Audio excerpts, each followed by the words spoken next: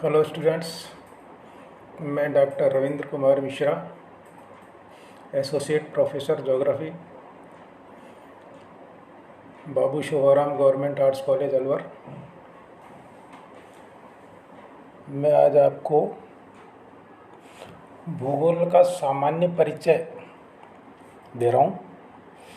इसमें भूगोल की परिभाषा, अक्षांश देशांतर रेखाएं, अध्ययन क्या किया जाता है और ग्लोब के बारे में आपको बता।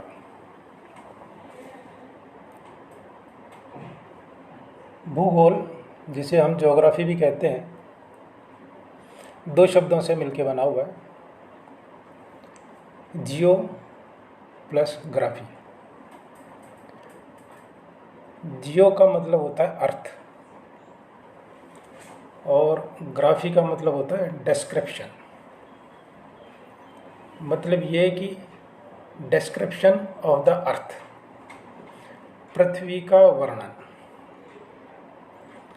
अब इसकी एक पहले परिभाषा देख ली जाए कि पृथ्वी का वर्णन क्या किया जाता है। पृथ्वी के धरातल के ऊपर एक स्थान से दूसरे स्थान पर पाई जाने वाली विभिन्नताओं का क्रमबद्ध और वैज्ञानिक अध्ययन भूगोल कहलाता है। चूंकि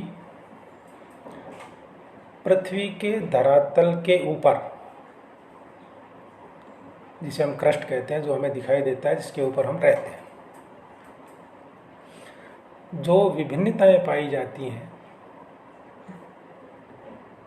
उनका सीधा संबंध पृथ्वी की आंतरिक गतिविधियों से भी होता है।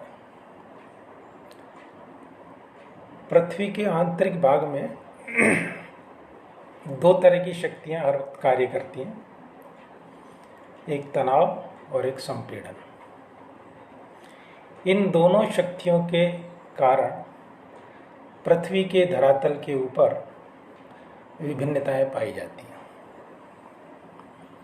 हालांकि पृथ्वी के आंतरिक भाग का अध्ययन जियोलॉजी, भूगर्भ शास्त्र में ही होता है, लेकिन पृथ्वी के धरातल के ऊपर जो विभिन्नताएं आती हैं, उनका संबंध भी पृथ्वी की आंतरिक गतिविधियों से होने के कारण कुछ सीमा तक हम पृथ्वी के आंतरिक भाग का भी अध्ययन करते हैं।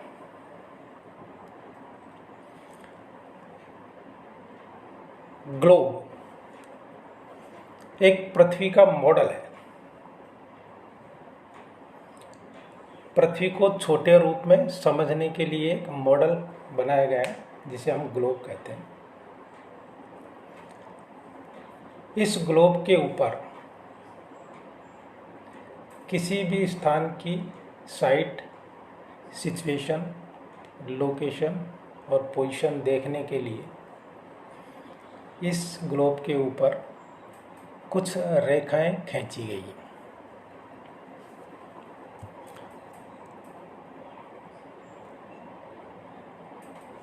इन रेखाओं से किसी भी देश की स्थिति और अवस्थिति के बारे में आसानी से जाना जा सकता है। अब अगर हम ये देखें कि पृथ्वी के ग्लोब के ऊपर जो पृथ्वी का आकृति है वो किस तरीके की है, तो सामान्य रूप से ये कहा जाता है कि ऊपर से कुछ दबी हुई, बीच में से उभरी हुई। लेकिन पृथ्वी की वास्तविक आकृति के बारे में अगर इसकी आकृति को पृथ्व्याकार बोला जाए तो ज़्यादा उचित होगा। पृथ्व्याकार मतलब अपनी आकृति की जैसी, जिसे अंग्रेजी में जियोडिक कहते हैं। पृथ्वी के ग्लोब के ऊपर एक 0 डिग्री अक्षांश पृथ्वी के मध्य में पूर्व से पश्चिम की ओर खींची गई है, जो पृथ्वी का सबसे बड़ा वृत्त है। इसे 0 डिग्री अक्षांश, भूमध्य रेखा, विषुवत रेखा और इक्वेटर भी कहा जाता है। इस रेखा के द्वारा पृथ्वी को 2 गोलार्धों में बांटा गया। जो उत्तर की ओर पृथ्वी का भाग है वो उत्तरी गोलार्ध कहलाता है, और जो दक्षिण के तरफ वाला भाग है वो दक्षिणी गोलार्ध कहलाता है। अब अक्षांश क्या होती हैं और अक्षांश रेखाएं क्या होती हैं, इसके बारे में मैं बताता हूँ। पहले अक्षांश और अक्षांश रेखाएं दोनों अलग चीज़ें हैं। अक्षांश भूमध्य रेखा के उत्तर या दक्षिण में किसी भी स्थान की कोणात्मक दूरी होती है। भूमध्य रेखा के उत्तर या दक्षिण में किसी भी स्थान की कोणात्मक दूरी को अक्षांश कहते हैं। और समान अक्षांशों वाले स्थानों को मिलाकर खींची गई रेखा जो भूमध्य रेखा के समानांतर पूर्व से पश्चिम की ओर खींची जाती है, उसे अक्षांश रेखाएं कहते हैं। भूमध्य रेखा के ऊपर जितनी भी अक्षांश रेखाएं खींची जाती हैं वो उत्तरी अक्षांश रेखाएं कहलाती हैं। भूमध्य रेखा के दक्षिण में जितनी अक्षांश रेखाएं खींची जाती हैं वो दक्षिणी अक्षांश कहलाती हैं। उत्तरी गोलार्ध में 90 अक्षांश रेखाएं होती हैं और दक्षिणी गोलार्ध में भी 90 अक्षांश रेखाएं होती हैं। जो 90 डिग्री अक्षांश रेखा है, उत्तरी अक्षांश रेखा, वो एक बिंदु के रूप में दिखाया जाता है जिसे उत्तरी ध्रुव कहा जाता है। और दक्षिणी गोलार्ध में जो 90 डिग्री दक्षिणी अक्षांश होती है वो भी एक बिंदु के रूप में दिखाया जाता है, इसे दक्षिणी ध्रुव कहा जाता है।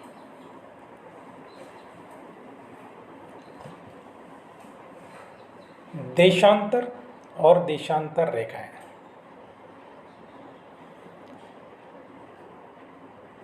जीरो डिग्री देशांतर के पूर्व या पश्चिम में किसी भी स्थान की कोणात्मक दूरी देशांतर कहलाती है।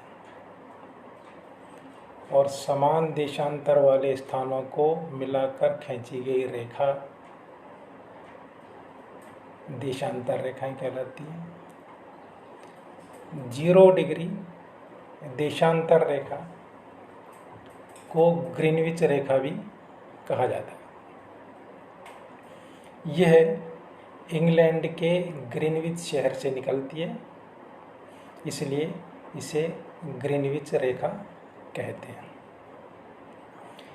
देशांतर रेखाएं अर्धवृत्ताकार होती हैं, जो सभी रेखाएं ध्रुवों के ऊपर मिल जाती हैं।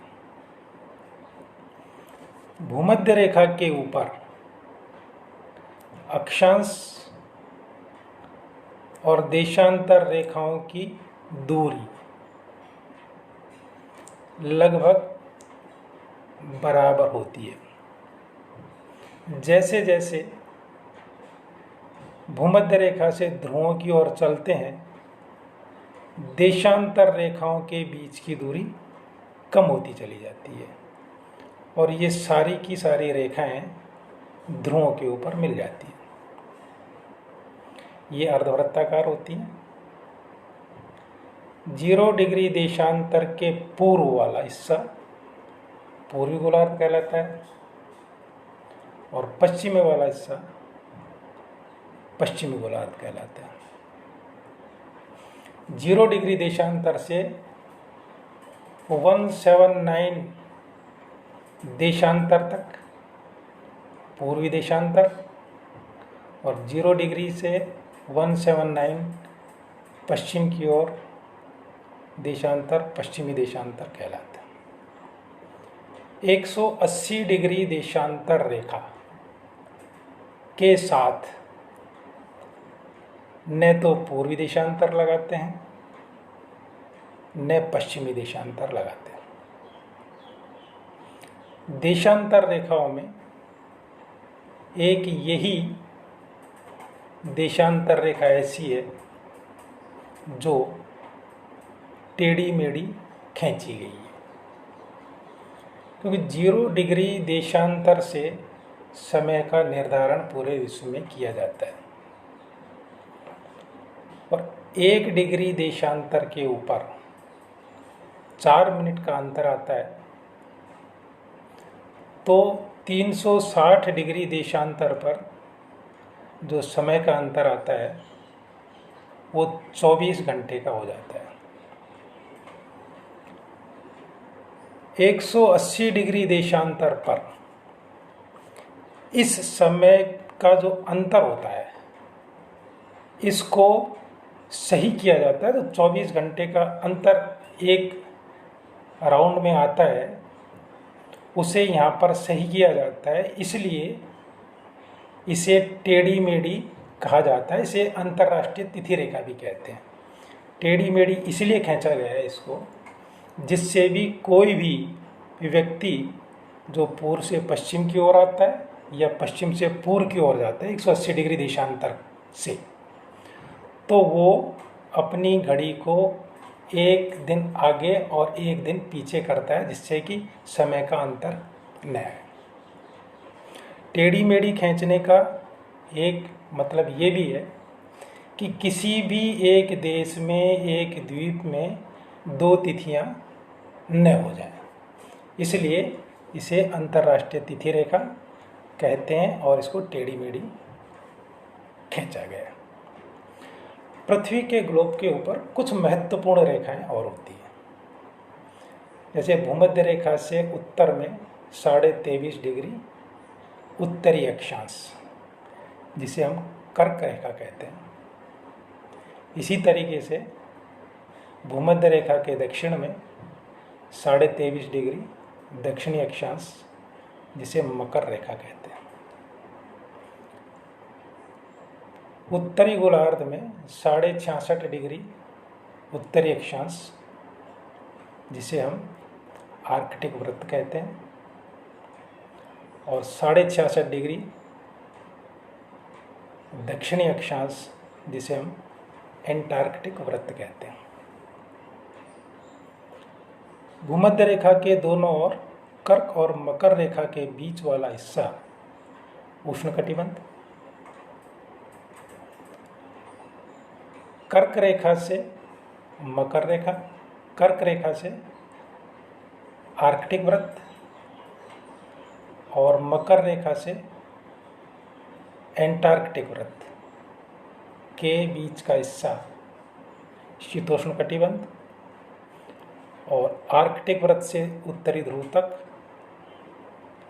और एंटार्कटिक वृत्त से दक्षिणी ध्रुव तक शीत कटिबंध कहलाता है।